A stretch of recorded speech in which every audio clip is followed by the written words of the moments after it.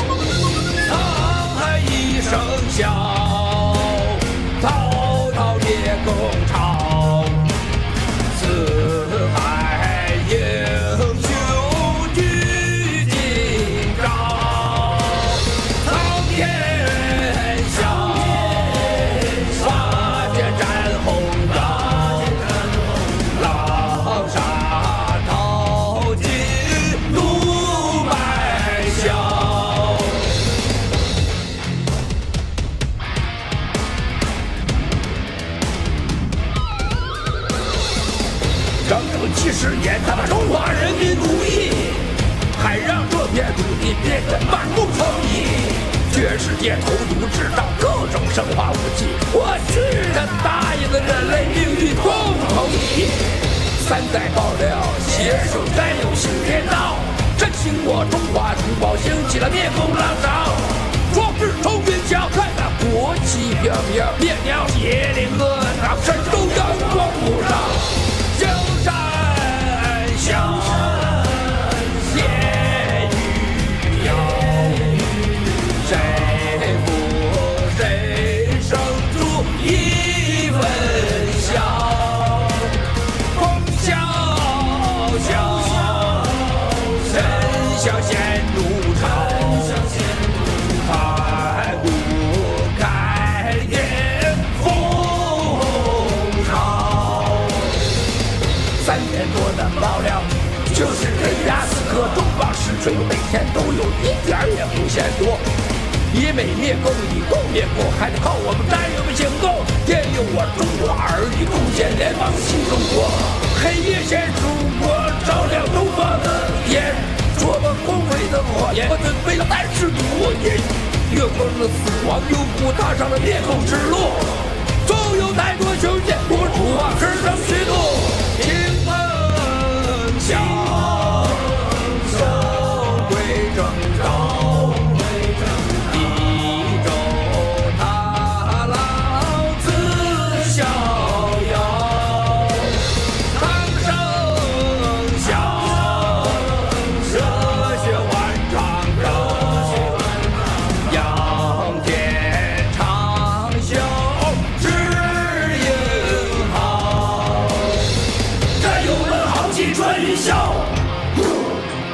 寒骨相续在心上。我的梦 The one to save the world City behind the people's die We are running out of time Take down Action Take down the CCP Take down Action Take down the CCP La la la la la La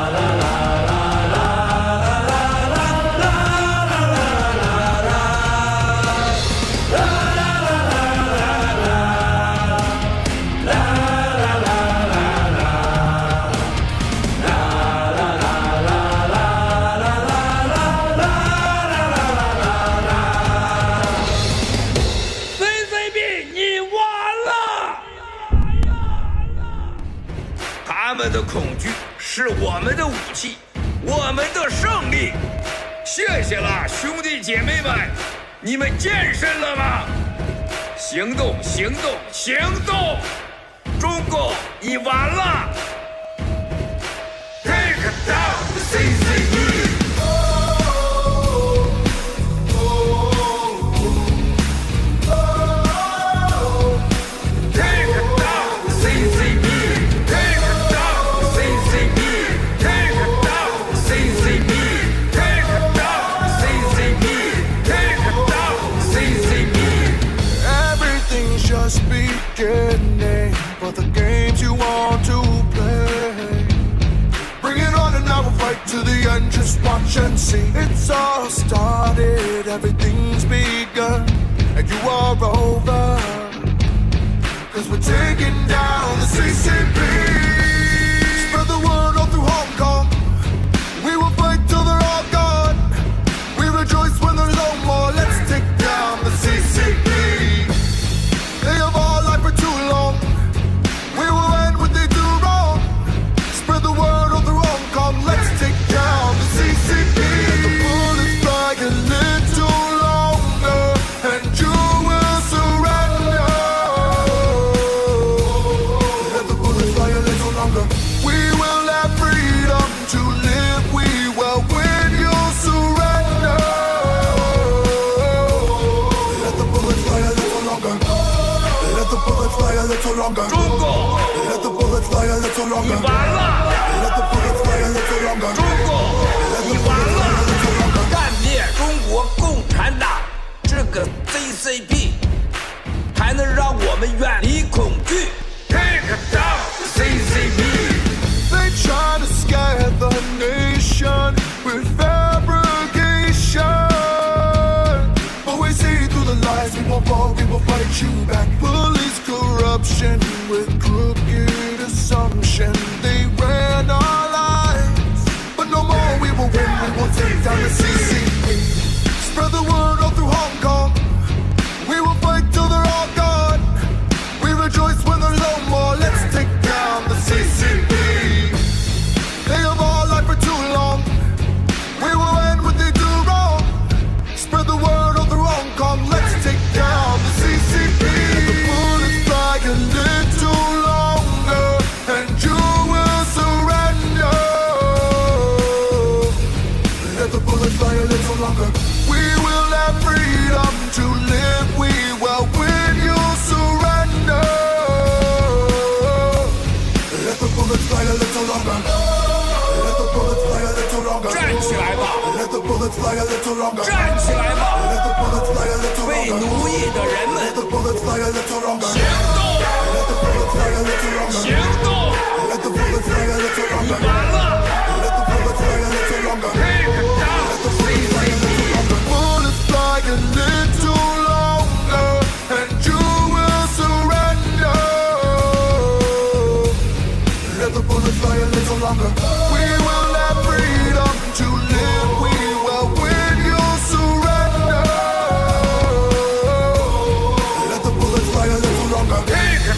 Let the bullets fly a little longer. Take it down. Let the bullets fly a little longer. Take it down. Let the bullets fly a little longer. Take it down. Let the bullets fly a little longer. Take it down. Let the bullets fly a little longer. Take it down. Let the bullets fly a little longer. Take it down. Let the bullets fly a little longer. Take it down. Let the bullets fly a little longer. Take it down. The evil CCP.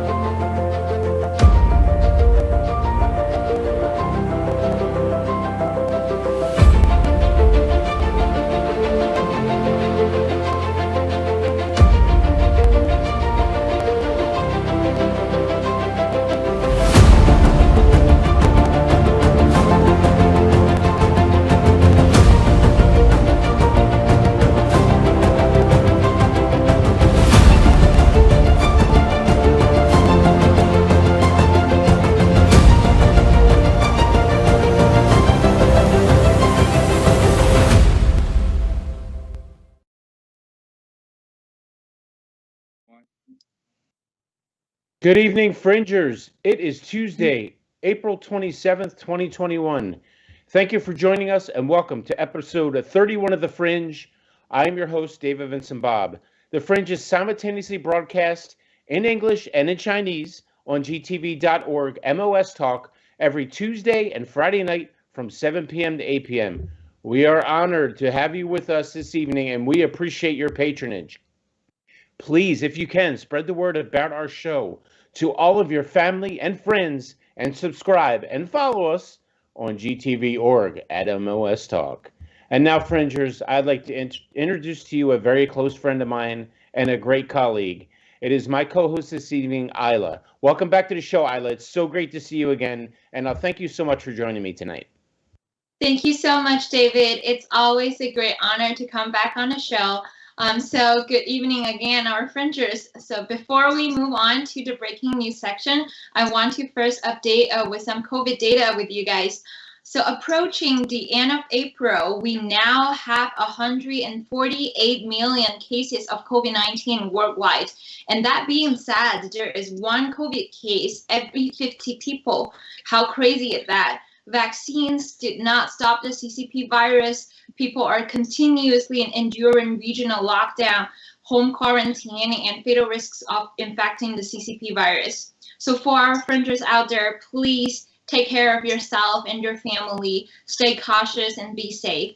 So now back to you, David. Move on to our breaking news. Yeah, that's right. And thanks for that, Isla. And that's a great segue to our first topic. And one of the reasons I really love to have Isla on is because she really is in touch with what's going on with COVID. And it's such a really important topic. Obviously, she's very well versed on a lot of other things, but it seems COVID's her specialty. And we certainly like to cover that every time she's on the show. So our first segment will be about COVID. And we're focusing on COVID-19 tonight in India, where the cases are skyrocketing. Let's roll that video, please.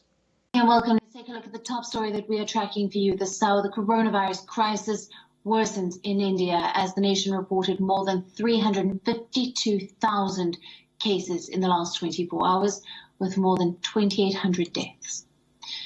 This is the fifth consecutive day when India has reported more than 300,000 cases in a single day. In the last 1 year, India was among the few countries to report the lowest fatality numbers, but in the last few weeks, the figures have risen. India has recorded more than 2,000 deaths for the past 6 days in a row, now nearing 3,000. According to the Health Ministry, 5 states, including Maharashtra, Uttar Pradesh, Karnataka, Gujarat, and Kerala, are the worst affected and contribute to 54% of the cases. In the national capital of New Delhi, lockdown has been extended by another 6 days until the 3rd of May. Now, addressing the shortage of oxygen in hospitals, the Delhi government has also started a portal for oxygen manufacturers, suppliers and hospitals for better management of oxygen supply. Hospitals across the country are reporting a shortage in oxygen supply in the wake of this crisis. On Sunday, the Indian government banned the usage of liquid oxygen for non-medical purposes. The southern Indian state of Karnataka has imposed lockdown for 14 days starting on Tuesday. The interstate travel has been banned, but essential services, agriculture, manufacturing and construction activities are to continue. Meanwhile, Madras High Court has sharply criticized the crowded poll campaigns in the middle of the raging virus cases. The court has observed that the Election Commission of India is singularly responsible for spreading COVID-19 and murder charges should be imposed for its irresponsible behavior. The Madras court has threatened to stop the counting of votes if a blueprint is not in place. The Election Commission will react after it sees the order. As the cases continue to rise, more and more countries have banned air travel from India. At least 17 countries have either imposed travel bans on India, and they have taken precautionary steps and have issued advisories against traveling to or from India. Other countries, the US, the UK, Singapore, New Zealand, Hong Kong, Pakistan, Oman, France, Australia, Canada, the UAE, Indonesia, Iran, Kuwait, Germany, and Italy, with Maldives becoming the latest country to impose a ban for the people coming from India. Did you notice who wasn't on that list of countries? I just noticed this. You see who wasn't? Yeah, China was not on that list. I'm going to tell you something, though. This is shocking. Those numbers are staggering. And one thing I just noticed also with that video is there is, Isla, over 141 million vaccine doses already administered to India.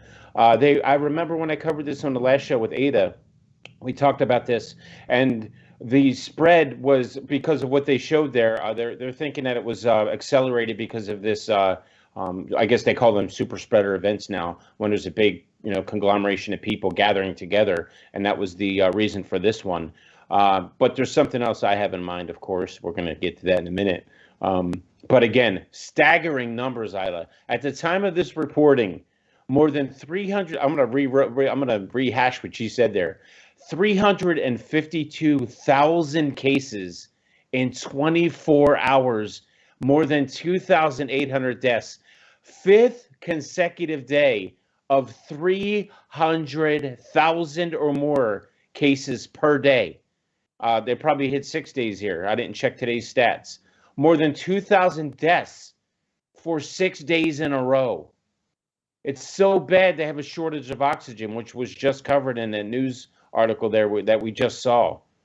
How could they have the lowest numbers to the highest numbers within hours? Now, we saw the super spreader event, but I have other ideas.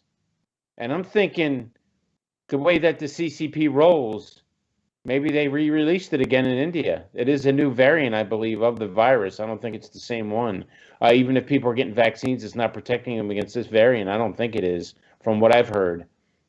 And how does a second wave occur? And I'm going to keep this as a question to you, Ida, because I know you're the expert. How does it occur? Is it naturally, or what I call, this is a phrase that I've coined myself. I don't know if it's someone else has said it before, but if they did, and I'm copywriting it, called forced transmission, a.k.a. the CCP. Love to get your thoughts on this, Island, and have a little chat with you about it. What do you think?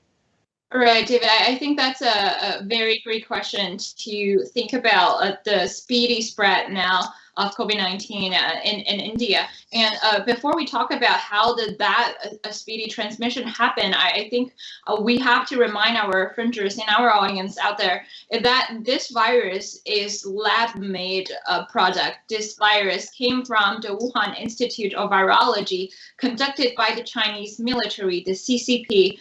and it's an unrestricted biological warfare, and the concept was raised and led by Dr. Li Menyan.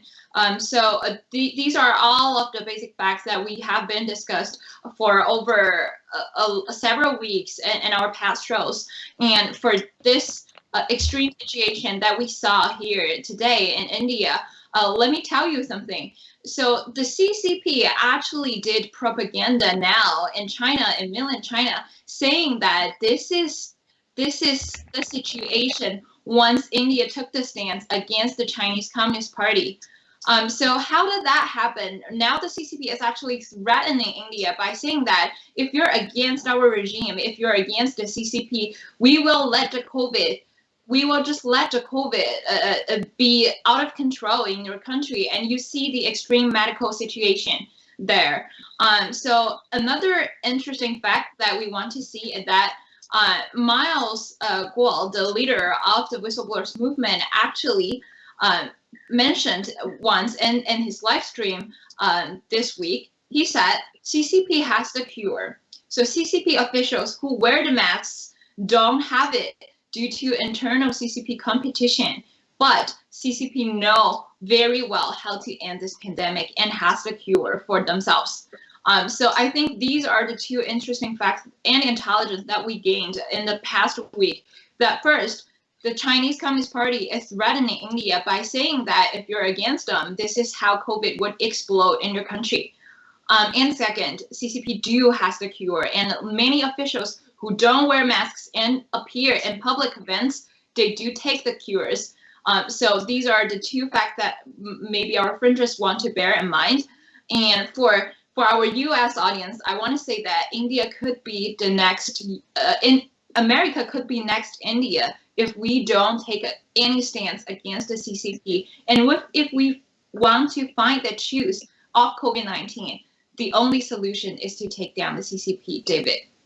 That's exactly right. And that's the scariest part of all this. And I didn't mention, I wanted to wait for Isla to talk about that. We're next. I mean, this is their part of their plan. This is their master plan for world domination, to weaken the country from the inside, to get us fighting with each other, Right. and to spread a virus that can destroy millions and millions of lives, not only in America, but as you see in India and Italy. It's happened all over the world. Everybody knows. And no one's holding. Still, they have not been held accountable for this. Right. How long is this going to last? How long is this going to go on? The accountability factor is so important. And, you know, we've covered this in past episodes too. You won't hear about it too much on the mainstream media. That's why you come to the Fringe for your real news, and to my new favorite channel, News, the one in Australia, which we'll talk about later. But it's the fact that they're not, the CDC is not holding China accountable. They have admitted that they botched the inspection when they went to Wuhan, to the lab. And this thing is getting scarier and scarier every day. I just wish everyone the best. I wish there was something I could say that would make people feel better, but we just have to bring them the truth, Isla. And the truth is that until the CCP is further investigated and they're held accountable for this, because we know it was created in that lab in Wuhan, China, they'll continue to do this.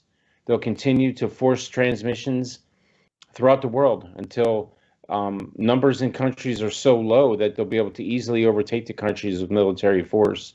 If they're not doing it by the Belt and Road Initiative, they're doing it with their spreading of the COVID virus. And these, again, as you said, these are some scary times, and especially for the United States.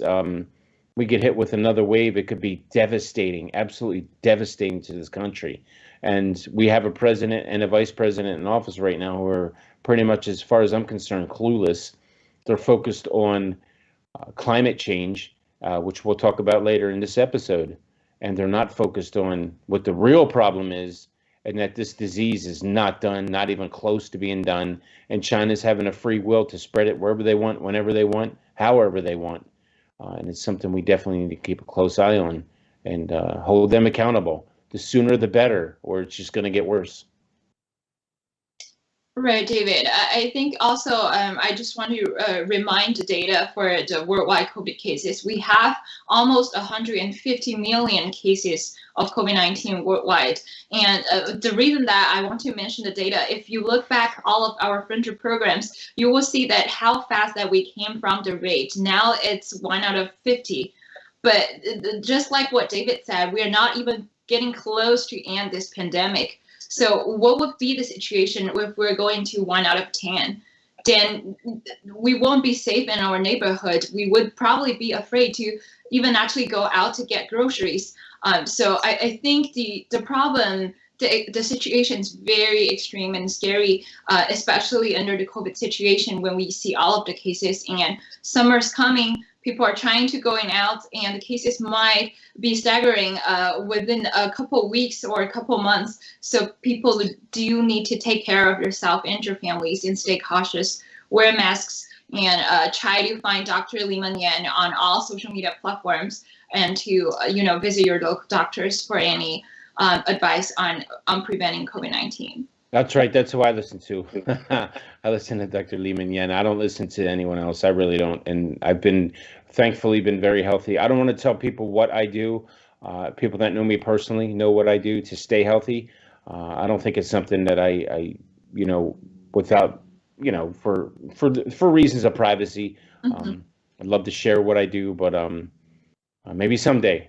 But as for right now, I to be honest with you, I don't know who to tell people to listen to, because everybody lies. Seriously, Dr. Fauci with first it was one mask, then it was no mask, now it's 2 masks, and now that people are getting vaccinations, they should still wear masks. It's just out of control. There's no one that you can believe in and trust in, so you have to kind of go with your own instinct and listen to Dr. Liman Yan. Look her up if you want to find out what to do and how to take care of yourself. That's the answer right there. Okay, so now we're going to move on to our second subject tonight. We're going to talk about the Supreme Court is taking up a major Second Amendment case. We're going to play this video for you now. Please roll that for us, Chris. There's big news coming from the Supreme Court today, announcing this morning it will take up a major Second Amendment case. The first time in more than a decade the High Court will rule on the right to bear arms. At a time when the country is very clearly struggling and grappling with an epidemic of gun violence from coast to coast, this could be huge. CNN's Jessica Schneider is joining me right now with more on this. Jessica, what case are they taking up? What are they looking at? Yeah, Kate, this is a case out of New York, and it involves New York's law that strictly limits who can carry guns in public. It requires anyone applying for a license to carry those concealed weapons in public to actually show what they call an actual or articulable need to carry the guns. And in fact, several other states actually have similar laws here. But the 2 men who actually brought this lawsuit out of New York, they say they gave good reasons that they needed a license, and they were still denied, they say. One of them requested a license for self-defense after a string of robberies in his neighborhood. Another man showed he had participated in safety training courses, but both were still denied. Now, the lower court here upheld New York's strict stance on issuing these licenses, but when this case comes before the Supreme Court, it could meet a different fate here because of the court's 6-3 conservative majority, and the fact that the justices, several of them, have been quite outspoken in recent years about the Second Amendment. It was Justice Clarence Thomas recently who said that he believed the court now considered the Second Amendment, Kate, a disfavored right. We saw Justice Brett Kavanaugh say recently that the court should take up the issue soon after the court rejected a bunch of Second Amendment cases in the past year or so. And of course, all eyes will be on the newest justice, Amy Coney Barrett. She wrote an extensive opinion when she was on the Seventh Circuit that seemed to favor this expansive view of the Second Amendment.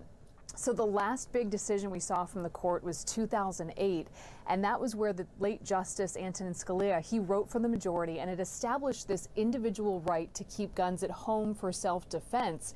That was in the home capacity, this case dealing in the public. But even then, Kate, Justice Scalia said that the Second Amendment right is not limited, and this court he said that the Second Amendment right is not unlimited, and this case will look at whether states can stop these law-abiding citizens from carrying guns outside the home for self-defense. So it will be a big case, especially as you mentioned, Kate, the fact that gun rights, it's now at the forefront of the public discussion. We could see Congress take some action on this. So it will be a lot to watch as this really newly configured court that is now solidly 6-3 will take up the Second Amendment decision. The first time really in more than a decade. Kate? Yeah, Jessica, thank you so much for laying it out. I want to make something very clear to everybody out there. I am a gun owner. I practice my Second Amendment rights. I own several guns. I have been background checked for each one of those guns, and I legally own them, and I even have a concealed carry license to carry a gun on my person whenever I want, wherever I want, because that's my Second Amendment right to do so. I don't do it because it makes me look tough. No one sees it when I have it. You wouldn't even know when you see me that I have it on me. I follow all the laws. There is a reciprocity law, Isla, where you cannot carry your gun into another state. You have to look at your state's rules and regulations for gun ownership to see if you are allowed to carry your gun into another state. There's several states that I cannot carry my weapons into, and I abide by that, of course, leave them at home. Locked in a lockbox where they should be, or in a safe, which I do have. So there are many, hundreds of thousands, maybe even millions of gun owners like myself that are law-abiding citizens and follow the law with gun ownership, with responsibility and integrity. And that's what I do. The problem is the left, for some reason, this is the irony of all of it, Isla, is when a Democratic president takes office, and now we even have a Democratic-controlled Congress and Senate, it seems like there's a lot more gun crime than usual. I'm not a conspiracy theorist, and I've said that many times before, but either they're reporting on more of it, or it's just happening for other reasons. I'm not sure what it is, but they use it for their own narrative, of course. You wouldn't hear about it too much during the previous administration, because it didn't happen that much. It's such a strange situation, though, this gun control that they wanted. And really, it's not gun control. They want to take them away completely from even the law-abiding citizens. Like I said, Isla, to get a gun, you must have a background check. And that's one of the things they're trying to push through with another law that they're trying to push through about gun control. That already happens. You can't get a gun legally without getting a background check. They want to follow this through and make it more difficult to get a gun by looking into your past history and see if you have any offenses. They check into that anyway, but they want to dig even deeper and see if your family members or other people have had any instances or run-ins with the law, things like that. So they're making it very difficult to continue to purchase weapons. That's why there was such a spike in weapons recently. I don't know if you knew this or not, Isla, but the weapon during COVID, especially, people were buying weapons through the roof. It went up by the millions. Background checks went in through by the millions during COVID because of what was happening to our nation at that time. Especially, people wanted to defend themselves against Antifa and BLM because of the way they were acting, and they still continue to act. And it's funny, the only folks who don't get background checks are criminals, obviously. They buy illegal guns, and there's one criminal that did that, and his name's Hunter Biden. Yeah, Hunter Biden illegally purchased the weapon. I think if Joe had any reason to fight against this, it would be to protect his own son. We'll see how that all plays out. That'll be a hot story, I'm sure, coming up here in the future. Isla, there are plenty of law-abiding gun owners. There is a hell of a lot more law-abiding gun owners than there are criminals. The biggest irony and one of the biggest reasons, besides sport, hunting, to own weapons, that people want to own guns is to protect themselves and their families against these criminals that get weapons illegally. And the government, in this case, they decide they want to push their socialist agenda and take away all of our rights from us. How's that for irony? So I've seen already during the Trump administration, my freedom of speech, my right to bear arms, and my right to a free and fair election already tampered with. All three of those. That's, if you can't, Fringers, my American friends, my Chinese friends that speak America, our translation team, and all the people that are listening on the Chinese side, if you're not seeing what's happening here, you really need to wake up and see what's happening here. The left is trying to take away your rights because they're setting us up for a socialist government, and a dangerous one at that. This administration, again, and the MSM, the mainstream media and social media platform cronies will not stop until they all have complete control of you, just like they do in communist China. Dems come into power, and all of a sudden, you hear everything about gun control and threatening our right to bear arms. And there's something that I wanted to talk about here really quick. I thought I made a note on it, but I didn't, and I missed it. And I wanted to say this, that in the beginning of this speech, this CNN reporter called this, and this is the new phrase they're coining on the left, gun epidemic. Do you know what an epidemic is, Isla? Like COVID. Yeah, an epidemic is a disease. It has nothing to do with guns.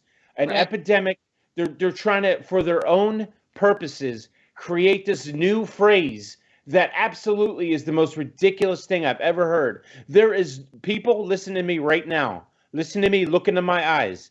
There is no such thing as a gun epidemic. It is impossible. It is scientifically impossible to have a gun epidemic. Every time you hear it, I want you to fringe like we do on the, I want you to cringe like we do on the Fringe. It is absolutely a made-up word by the left. It means absolutely nothing. There is no such thing as a gun epidemic. There is a COVID epidemic, and that's what they need to be focusing on, Isla. Right, David. I think I especially agree with you on the comparison between what we see now in the United States, particularly for the Second Amendment things, and how the CCP, the socialism, communism regime, dealt with similar issues. I think what the CCP's logic is very simple: that you take over people's rights to bear arms, and you control the military, you get your own regime, and you control the nation, you control the people. And that's how they do for over 70 years, and that's how they do now. Even for now, many Chinese Fringer audience may have noticed that even if you go to travel within mainland China, you will not be able to even carry a fruit knife on a train or on a bus, because they felt like it's threatening other people's safety. So here's kind of like the issues, and I think David has made it very clear that even for people who bear arms in the United States, people who have follow the regulations, understand the laws, and check the regulations all the time, from how to use, when to use, and how to carry them at home. So another thing is that think about the Antifa that we mentioned a couple months ago, and how do people react to those situations when they bear the arms, when they are the gun owners, and comparing to those people who haven't understand their rights here in the United States. So these are all essential questions I think the U.S. is facing right now, is that this administration, or at least the social trend that we see, is that the U.S. is moving to a far left position that kowtow into socialism and communism. And this is definitely what the CCP wants the U.S. to evolve in the future, that you agree with communist China's ways and you actually implement those methods to run your own country, to run the administration. So I think even the little small things we see today, having those signals for us. So that's the dangerous part of it. So I think, David, as you have been very clear on that, I think Second Amendment exists for a reason. So people have to be very cautious to see how this issue would be evolved in future. David. Yeah, that's right. And when you take away somebody's right to bear arms, you make them defenseless against the tyranny of a government that could take them over. And that's exactly what happens in communist countries. That is why we have this amendment written. That's why it should not be tampered with. Yes, there are cases of violence involving guns. There's also cases of violence involving knives, baseball bats, someone getting stabbed in the neck with a pen. You're going to take those away from people too? No, you can't take away kitchen knives from people, but they're used in murders. So why are guns any different? That's the strangest part about it, and the biggest irony is they always make this push on guns when lots of other things happen. Gun violence, another one of their phrases, is not the number one cause of death in the United States. It's I believe it's a heart disease. So this is, and I'm going to bring you the biggest irony here of the whole thing. The left, who so adamantly supports abortion, and they make no qualms about it. They are all about a woman's right to choose whether or not she murders an unborn baby that's inside of her body, are the same people that want to take guns off the streets. Think about the irony and the ridiculousness of that, Isla. They are saying it's okay to murder babies, but you can't have a gun to protect your own family. It makes absolutely no sense. And that's been my biggest argument with them, especially that they are supporters of abortion, and they're saying that they want to take guns out of people's hands. You can't be on both. You can't do both of those things at the same time and think that people are going to believe that you are someone with integrity or someone that has a half a brain, because that right there makes no sense whatsoever to me.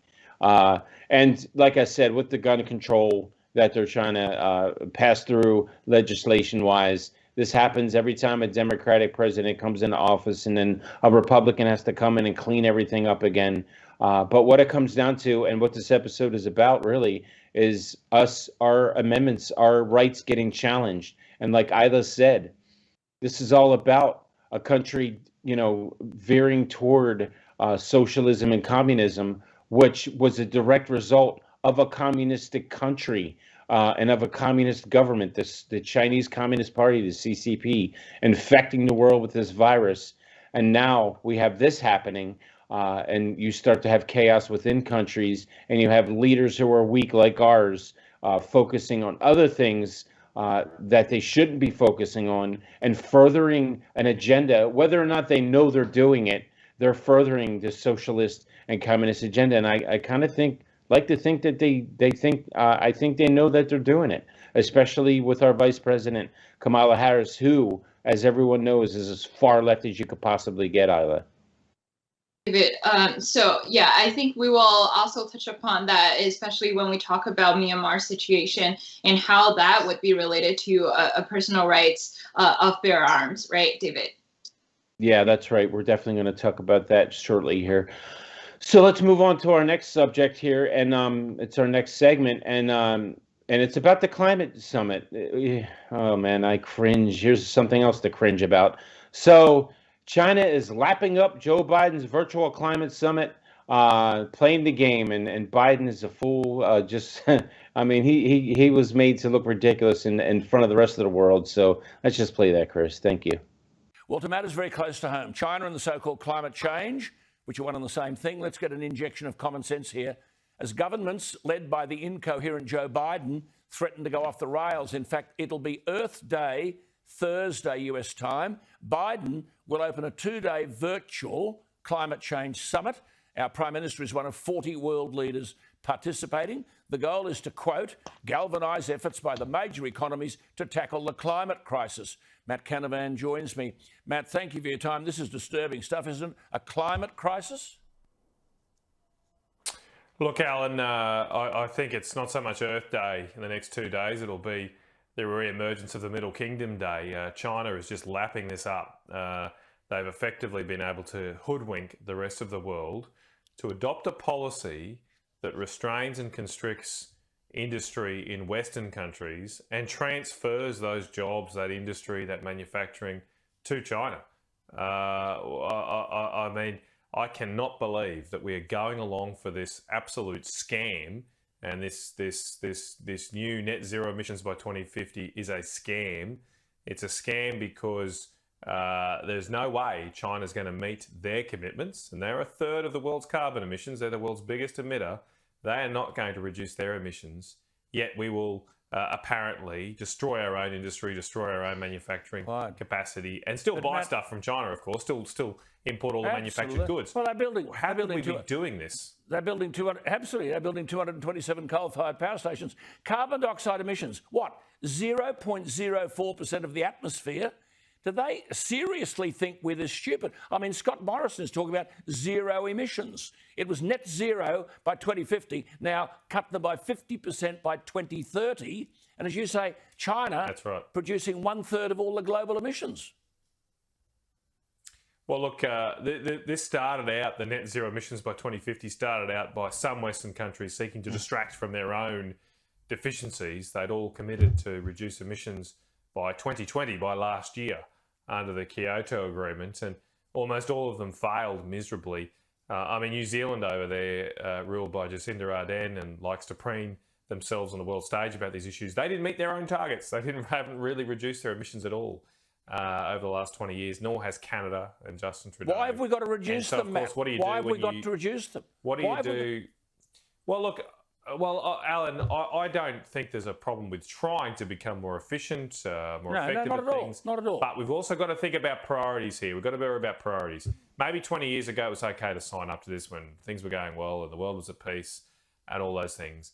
Now we can see China continually invading the airspace of Taiwan, refusing to accept international law on the South China Sea, suppressing the Uyghur minority group, and also taking over Hong Kong in contravention of the agreement they had with Britain. We can all see that. And our priority as a nation should be now to keep ourselves strong, to restore our manufacturing capability, to stand up to this threat. Yet instead, we're doing the exact opposite. We are destroying, or potentially going to destroy, our own ability to make things, while helping China continue to grow itself in strength, so to continue to bully and threaten other countries. I want to preface this, Isla, with, I don't know, I think you may have seen the last episode, with my favorite, my brand new favorite station and channel to watch to get the real news about what's going on in America is an Australian station called Sky News.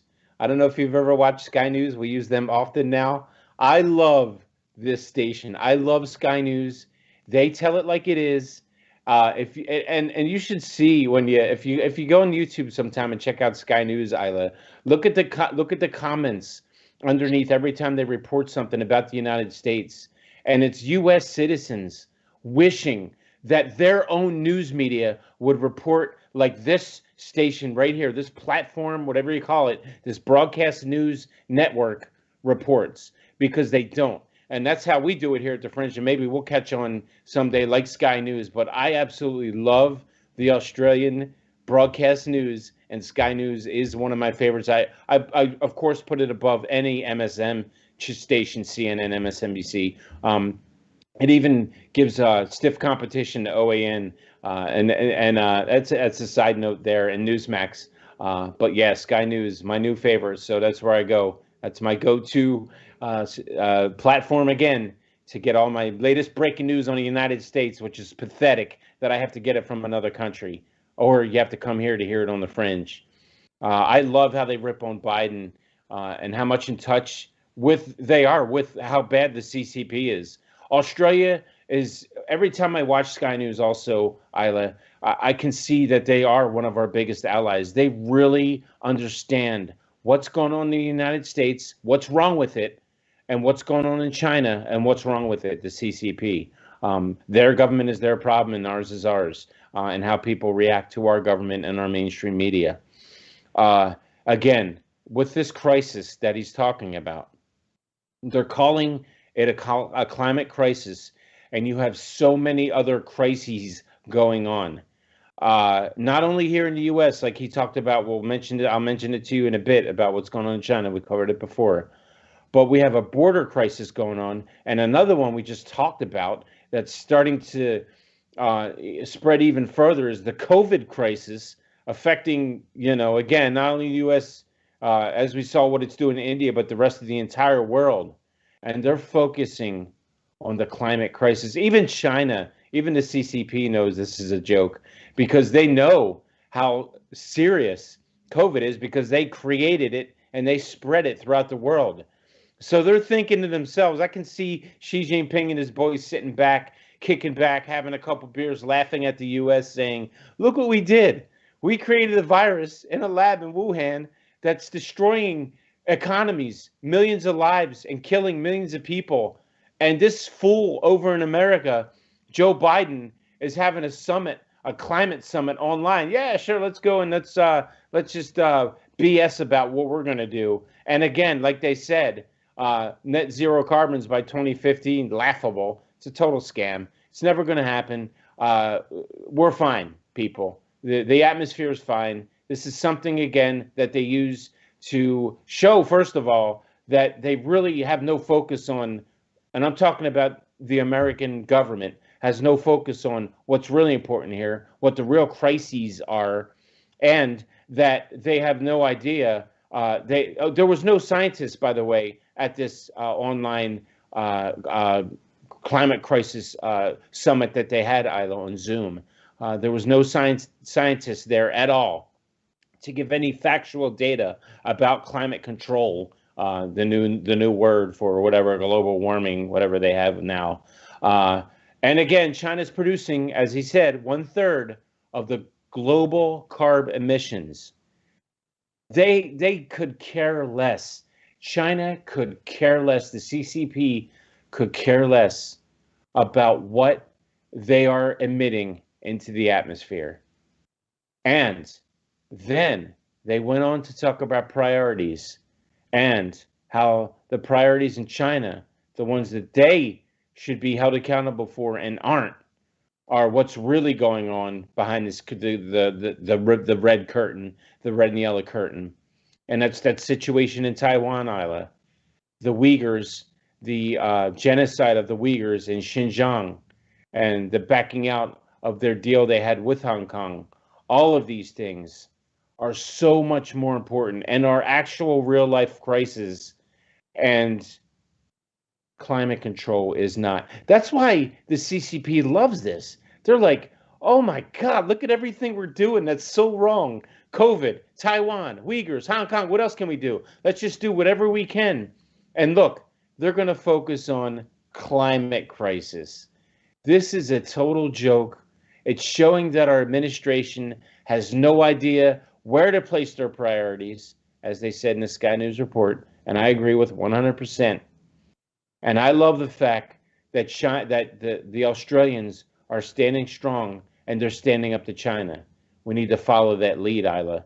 And as Matt Canavan says, we need to restore also manufacturing capabilities. So what's happening here, if you want to look at the big picture, Isla, and for my fringers out there that just need a general knowledge of what's going on here, we're basically saying that by cutting out factories, by not building things, by not doing anything, by not building factories that create things that we need to survive, manufacturing, and attempting to adhere to these ridiculous climate change initiatives, we are destroying our own economy. That's what's happening here, Isla. We're saying that, you know what? Yeah, we really have a problem with our atmosphere, with these carbon emissions. So yeah, we need to stop building factories and manufacturing all this stuff. No, that's how you destroy your own economy. That's the craziest thing about all of this. And Australia gets it. I hope other people start getting it, Isla. Right, David. I think one of the things is Sky News is actually a great platform, especially nowadays. Australia is taking a strong stance against the Chinese Communist Party, so you do gain very unique perspectives from them. And second thing is that for climate issues, it's actually not a new topic. I think for the past previous Fringe programs, we actually have touched upon that. And David was 100% correct on the priorities. When we are facing the extreme COVID situation, and when we are hearing the genocide on Xinjiang Uyghurs, when we see the huge threat that the Chinese Communist Party has posed to Taiwan and Hong Kong, but now we're sitting on the same desk and talking about climate change or climate issues. I'm not saying that climate issues are not important, but it's just not our first priority, particularly when we're dealing with the Chinese Communist Party. So I think an interesting fact right here is that what we see is now the U.S. administration, particularly the Biden administration, takes advantage of climate issues. They try to negotiate with the CCP or try to make at least a deal with them, but not to confronting them directly. So this is a problem that we talk about, like the accountability. We talk about we must hold the Chinese Communist Party accountable, but even on the small little climate issues, we are not seeing those strong steps against the CCP. So this is definitely something that I bet the CCP would love to talk about or to discuss with the U.S. administrations. But we can say that they might want to do a deal or so, but I don't think that's the first priority that we need to pay attention to, especially considering the current situation of the global pandemic and of the regional South China Sea, Taiwan, and Hong Kong issues, David. Yeah, it shouldn't be the first priority. It shouldn't be the second. You know what, Isla? It shouldn't be the last. It shouldn't even be a priority at all. This is not a priority. And the what did they call him? Oh, they call him the climate czar, John Kerry. Mr. I'm going to push this thing, and if you watch, mainstream media and just listen to Kerry talk about it, then he jumps into his own private jet and fills the atmosphere with the emissions from his own private plane. Unbelievable. The irony, the double standard Democrats, as we love to say. Again, this all comes down to this administration putting our country last, unlike the Trump administration that made America great again and put America at the top and put everything first. It was America first in every single agenda that President Donald J. Trump had. And we are looking at the exact opposite of that right now, people. And we're feeling the effects of it. And we're seeing how detrimental this administration is, not only to our economy, but to our lives in general. It's very dangerous what Joe Biden and Kamala Harris are doing right now, and it needs to be taken seriously. I don't know what the answer is, except, we have people in control that aren't in control. What do you do, Isla? You can't overthrow the government. Obviously, that's not going to happen. We just got to kind of sit back as Americans and take this one on the chin, and hopefully people learn that deciding to have this man in office was a massive mistake. The fact that he's focusing on climate change, and we have, again, not only the climate change, but we have 3 countries that are becoming bitter enemies of ours that they weren't already: China, Iran, and Russia, creating this axis of evil against us. And they were actually some of the countries, and Russia was there too. Putin was there on the climate change on Zoom. And a little side note, I didn't show the clip. Maybe I'll show it another time. So they had this Zoom up. I don't know if you saw it, Isla. And all the world leaders were there for this ridiculous climate change summit. And Joe Biden was wearing a mask. Yes, Isla, Joe Biden was the only world leader wearing a mask during a Zoom conference. And apparently there was some scuttlebutt going around that the other world leaders are making fun of him again because he is such a puppet and such an empty head, as far as I'm concerned. I tried to give him the benefit of the doubt, and so did you, Isla, in the beginning. I just can't do it anymore. The man's on a Zoom conference with world leaders wearing a mask. Not a single one of the other leaders of this entire world were wearing a mask on a Zoom conference. And obviously, you don't need to wear a mask during a Zoom conference, right. Joe Biden. No one's going to catch your COVID that you don't have because you've been vaccinated. There's so many ironies involved, Isla. It's so ridiculous. It's so ridiculous that I'm just going to have to get out of this topic and move to the next one. When you start looking at your country and again, you have to go to another country for their news to get the real news about your own country. Something's seriously wrong with your country. Finally tonight, Isla, we're going to talk about something that I know is close to you and I both, to both our hearts, and it's what's going on in Myanmar right now. So the latest in Myanmar is that the protesters are calling for a new non-cooperation campaign. And to learn more about that, here's a video. Myanmar's anti-coup protesters are ramping up efforts to boycott the military. This time, there's a new tactic, a non-cooperation campaign. Protesters are calling for people to stop paying electricity bills and agricultural loans. They're also urging parents to stop sending their children to school. The new strategy comes after an agreement was struck between ASEAN leaders and military chief Min Aung Hlaing. The deal agrees to end the violence in Myanmar. But protesters are not happy. They say it lacks a clear timeline and falls short of holding the military accountable for the deaths of hundreds of civilians. Leong Wai-kit joins us live. Wai-kit, will this new protesters' boycott affect the military? Not at all, Jill. I mean, regardless of the form of resistance or tactics, whether it's guerrilla-style protests where people protest and then quickly hide, or not paying bills or loans, or going on strike, that's not going to have an impact on the army because they will always have the upper hand against protesters. But it will have an impact on the way the country moves forward. You've already mentioned, Jill, that some protesters are unhappy with the way ASEAN deals with the matter because they feel it's one-sided, that the ASEAN leaders have not talked to the pro-democracy camp but only to the Myanmar army. Remember, this involvement of ASEAN in Myanmar's resolution is still at its infancy stage. Yes, there is consensus that Myanmar army will stop killing unarmed civilians, but there is no guarantee, especially when the Myanmar army's side of the story is that there are extremely violent protesters who have homemade weapons like guns and bombs. And there is, again, no timeline for when the special envoy, ASEAN envoy, would enter Myanmar. So this ongoing push for resistance could always raise the possibility for the Myanmar army to say, look guys, we need some time to settle security issues and internal affairs before deeming it safe for the delegation or ASEAN envoy to enter Myanmar. Meanwhile, ousted leader Aung San Suu Kyi's court hearing has been postponed again. Yeah, that's right. And now Ms. Suu Kyi is looking to her two new court cases in early May. One court case just to hear accusations of her breaching the country's Official Secrets Act.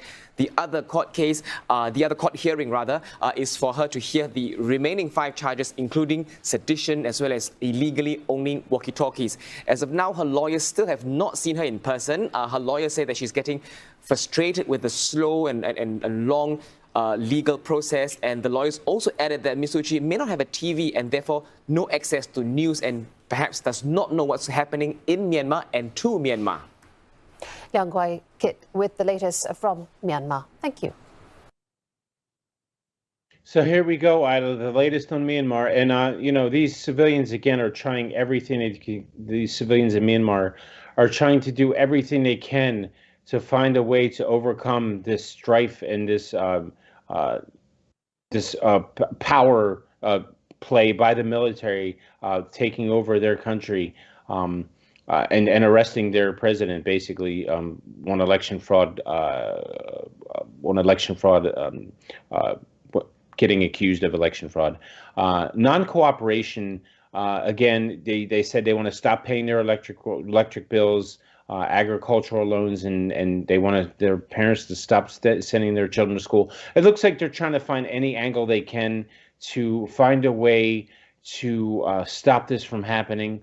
I think in general, like this gentleman said, I really don't think that those will be effective, but they're trying. And actually, like he said, the other way that this could be effective is it affects the economy, it affects everything within. So their military needs to be held accountable.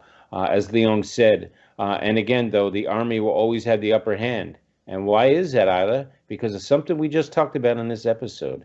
The army will have the upper hand because these people do not have any weapons except for homemade shivs or whatever they make. I don't think they have homemade guns. I'm not sure what that was about. But when you take away a country's Second Amendment rights, or they don't have them, this is what happens right here, people. So fringers out there, you watch what you just saw. Remember what you just saw.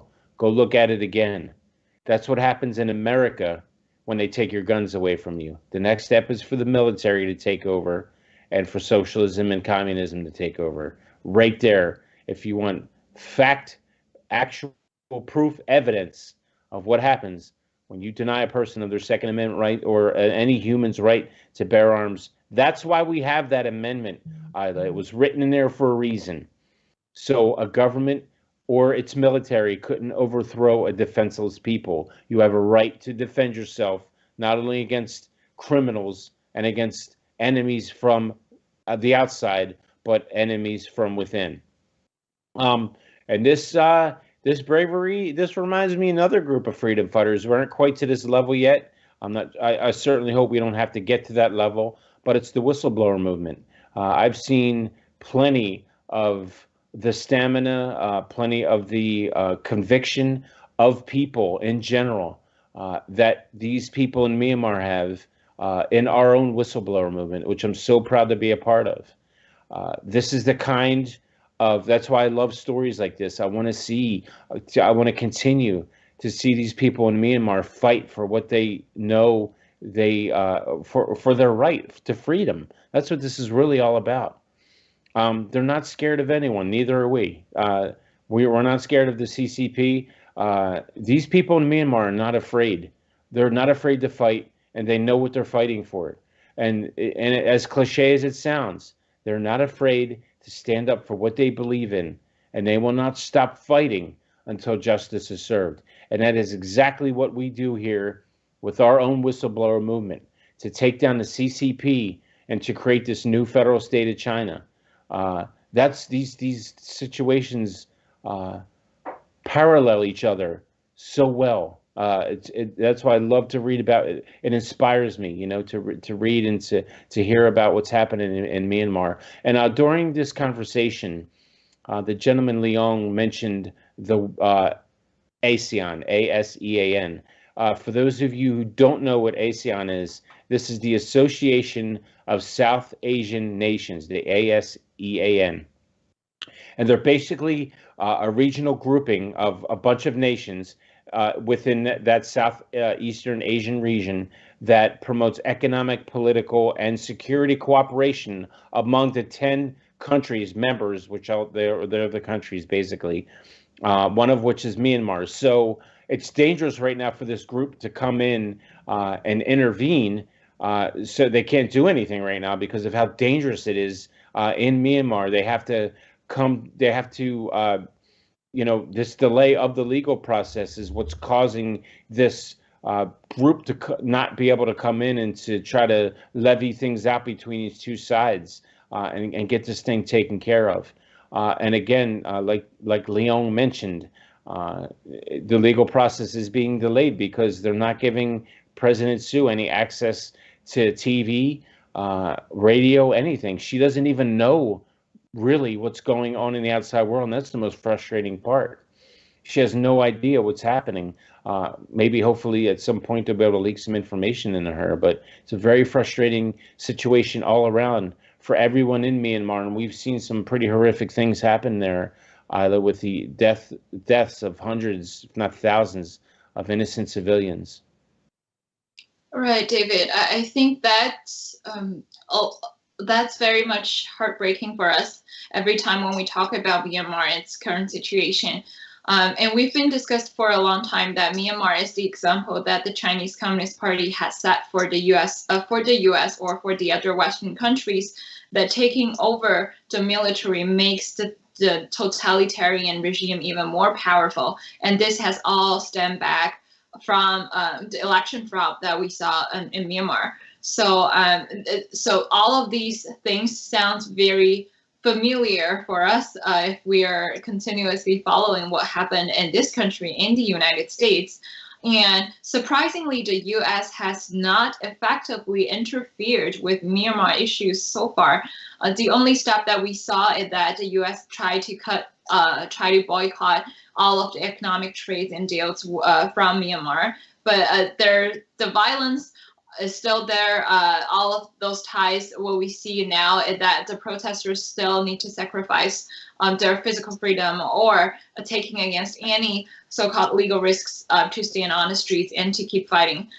So this also reminds me of Hong Kong protest movements that we saw in the past 2 years, that Hong Kong students do the same things in Hong Kong, and it has been lasting on for a long time. Now, due to the new national security law imposed by the Chinese Communist Party, there are no more large gatherings or large protests that we saw here today in Hong Kong City.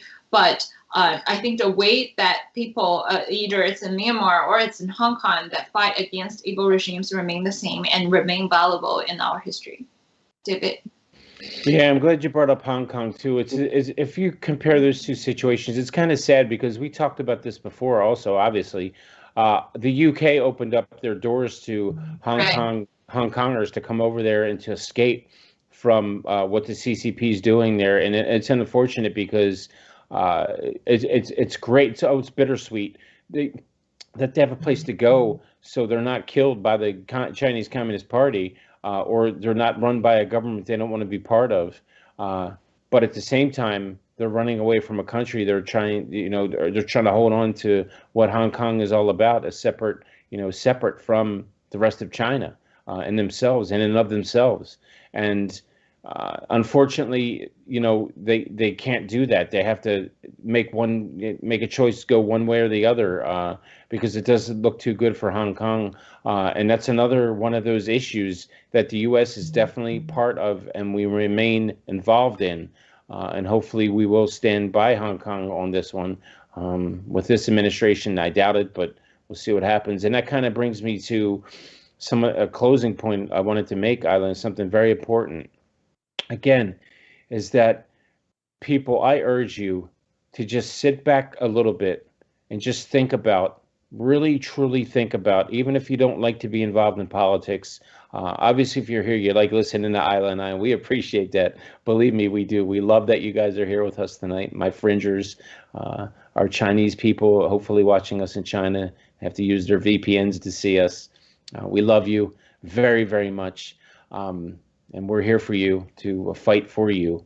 But the point I wanted to make was, I really need, especially my American listeners out there, to listen to us when we come on this show. The things that we tell you and the things that we say to you are a warning to what's about to come. This isn't a joke. Everything you're seeing happening is happening right here, right now, right before your eyes, right here in America. And you have to be very cognizant of what's going on. And how do we make a change right now? Well, we can't at this exact moment, but there's another election coming up in 2022, and the Republicans have a chance to take over the Senate and the House again. And we certainly hope that we gain control back again, so we can start making some changes and getting us back onto a path that we need to be on. Donald Trump really, truly had us going in the right direction, Isla. And this administration did a complete 180, and we're going in the total opposite direction we need to be going in. I have no faith in this leader or his sidekick, cackling Kamala Harris, who thinks it's funny to laugh about what's going on at the border. We have this racist squad of AOC and a bunch of other women that try to push this left socialist agenda. I really need, even the Democrats out there, look, we know you're not bad people. You just made a bad decision. You voted for the wrong people. We want you to realize what's going on here, and what we're telling you is the truth.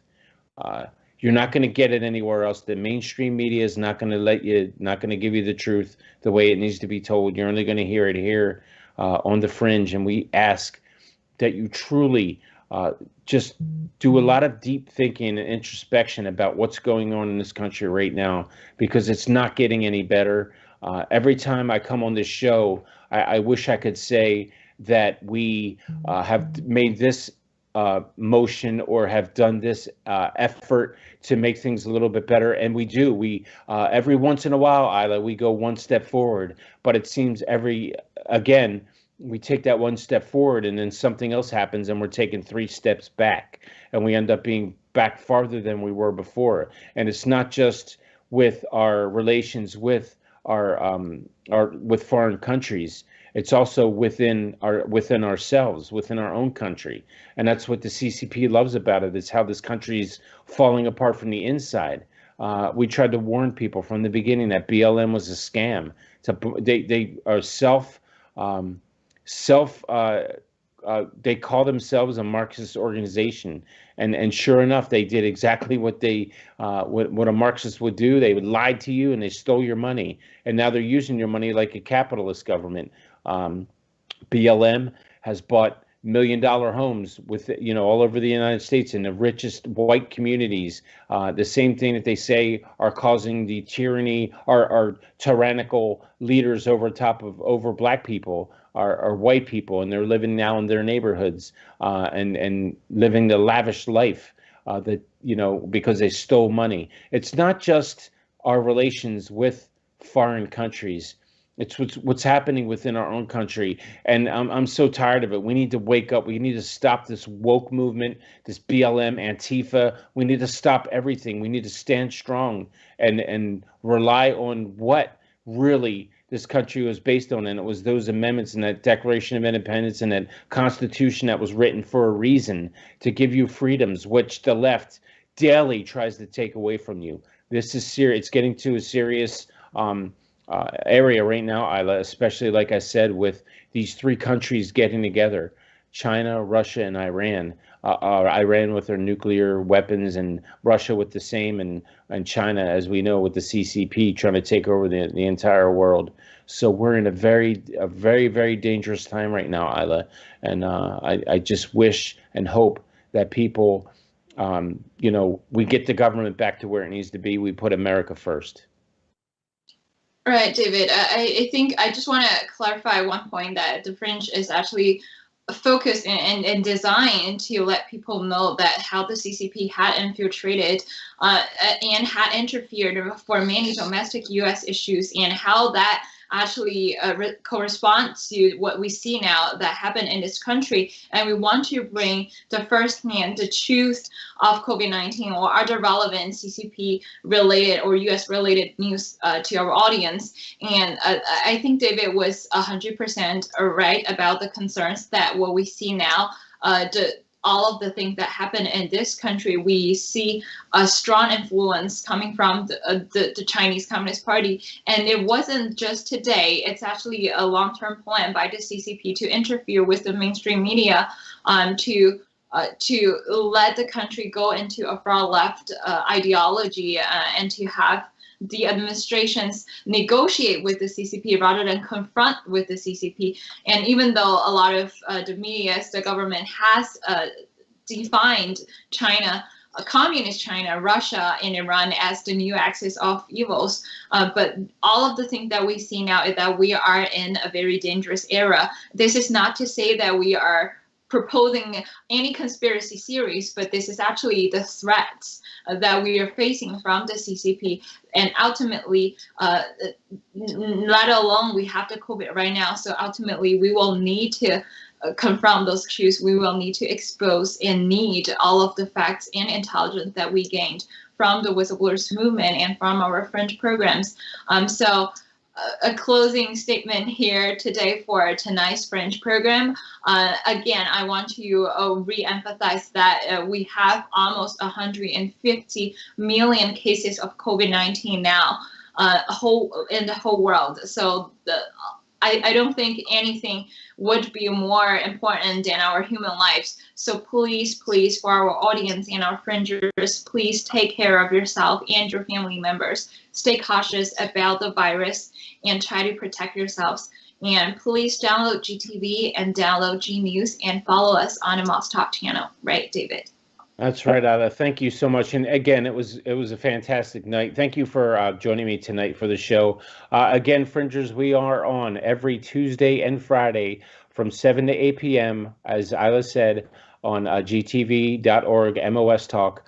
We'll be here again this Friday. I have my co-host Ada with me at 7 p.m. I want to thank you all again so much for joining us this evening. We really, really, truly do appreciate your patronage, and we certainly hope that you take away some positive news out of all this negative news that we give you, and that's that we do need to make some changes, and it starts with you. You have the ability to do that. We vote for these people to take over these positions in office in the hopes that they, keep us safe, and that's not what's happening right now.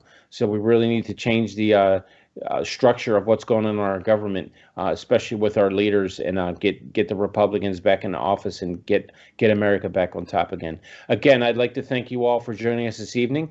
I want to wish you all a very great night. We'll see you again on Friday. God bless you and your families, and have a safe evening. Have a good night. Good night, Fringers.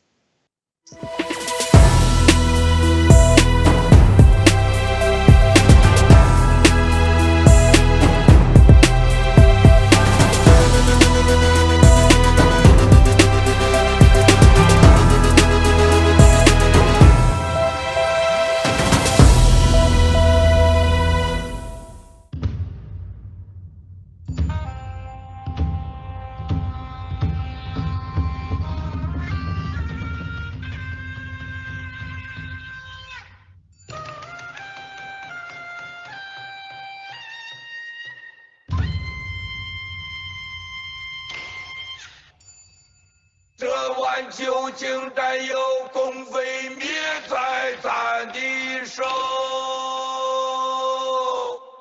好酒。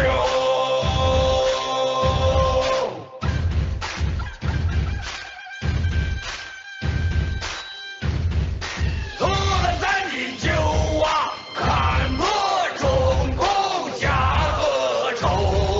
喝了咱的酒啊，咱的心迈的自由。喝了咱的酒啊，心头山河一声吼。喝了咱的酒啊，不灭恶党誓不休。春天一呀绿九州，真心的共跟我走。好酒啊，好酒啊，好酒！几十年前共匪传的真理，如今依旧撕裂在中华大地。管天管地管空气，中间还管着你的生殖器。老百姓们活的不如猪狗，人民的财富被他们统统卷走。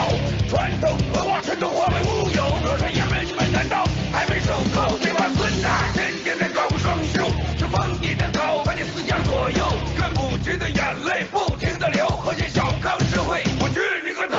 喝了咱的酒啊，看破中共假恶丑。喝了咱的酒啊，咱的心迈的自由。喝了咱的酒啊，心头山河一声吼。喝了咱的酒啊，不灭恶党誓不休。